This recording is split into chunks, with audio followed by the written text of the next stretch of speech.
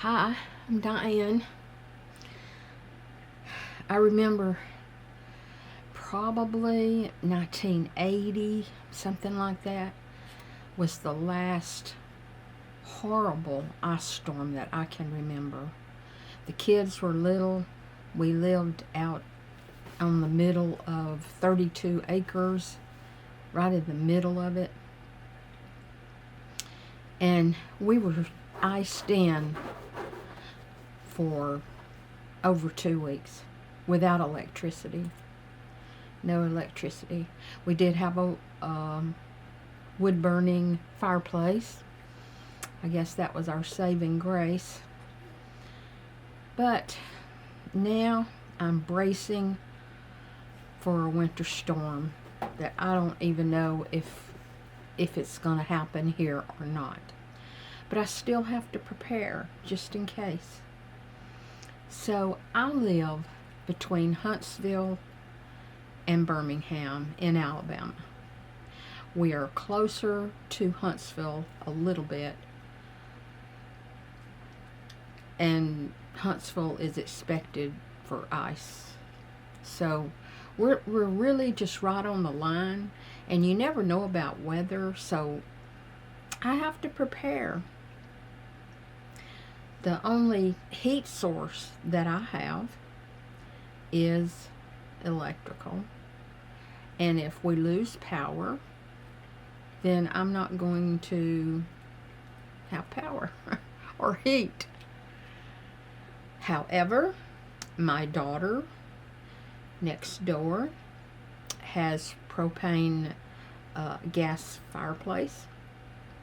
So I will be trekking over to her house with all of my animals, all 3 of them, 2 dogs and a cat. She has invited me. I have lived with her before, so she knows what baggage I come with. So, when I leave, if I leave, or if I stay, I'm going to leave my water dripping in the bathroom and the kitchen. I have PEX pipes, so I'm not worried about anything bursting, but it will freeze. I have had that problem before. So, I have 2 flashlights. I charged everything. I've charged my camera, and I have a battery pack that I can charge. It's about as big as a phone, and it will charge many things for a month. I mean, it's great. I'm glad I've got it. Can charge my phone. So the dogs have sweaters. I am staying informed. Of course, I can use my phone to keep up with the weather. I prefer YouTube. That there's several channels that are right on, and I love them, and I watch them all the time. So I can keep up with the weather. The tricky thing is knowing when and if I have to go to my daughter's, because tomorrow on Sunday is supposed to be the worst here. So if we get freezing rain, and if there's a possibility that we could lose power, I need to be at my daughter's house way before that happens, so that I'm not walking in ice. You understand? I have a little shopping cart that's foldable, that I'm going to carry many things to her house that I'm going to need. I'm going to need my medication. I need dog food, cat food.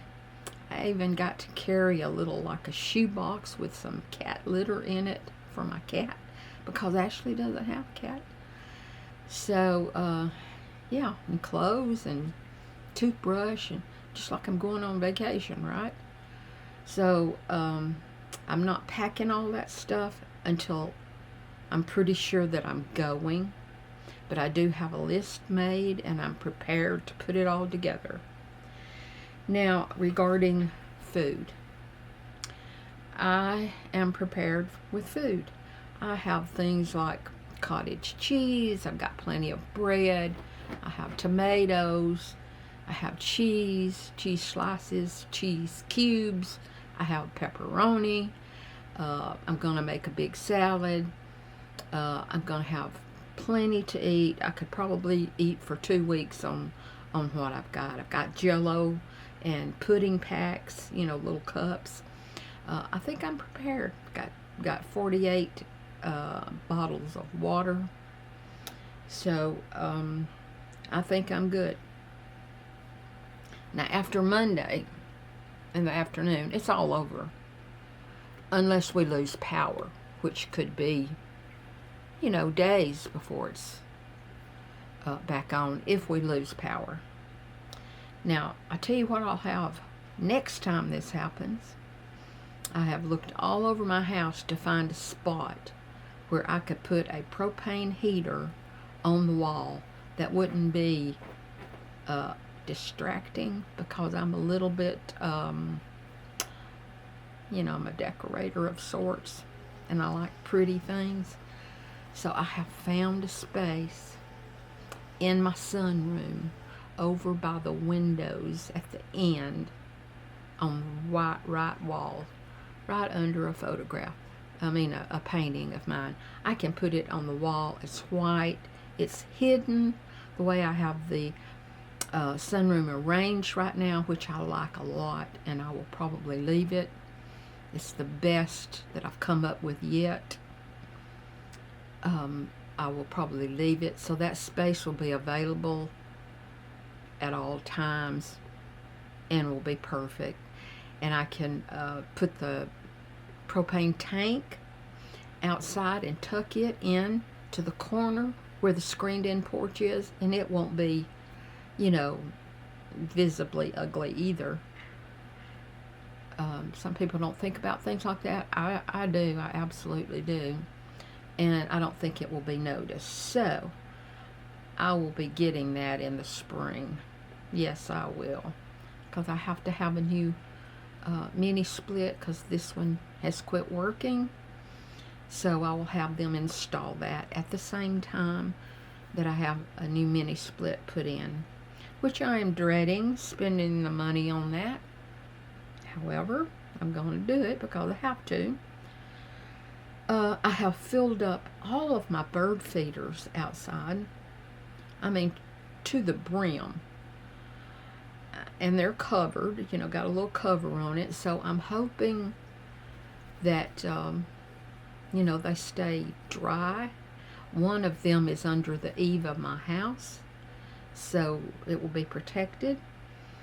And my only thought, I'm not worried about myself at all. I know everything will be fine, whatever happens. My concern is all of those states that for sure are in trouble. I think about all the elderly people. Are they prepared? Are they going to have heat? Do they have a heat source? Have they gone to a family member's house to wait it out? I'm just concerned for so many people. I know that there's going to be suffering, and it bothers me greatly, and I can't do anything about it.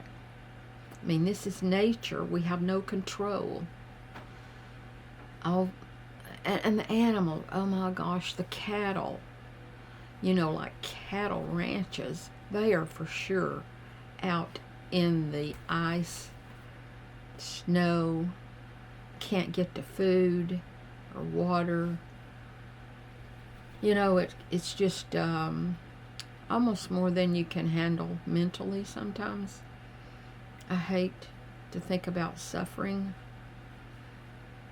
other people suffering. So all we can do,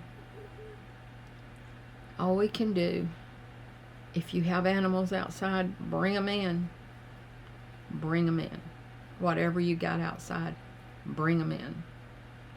If you have to bring them in a cage, like, I don't know, chickens, I don't know if you do that.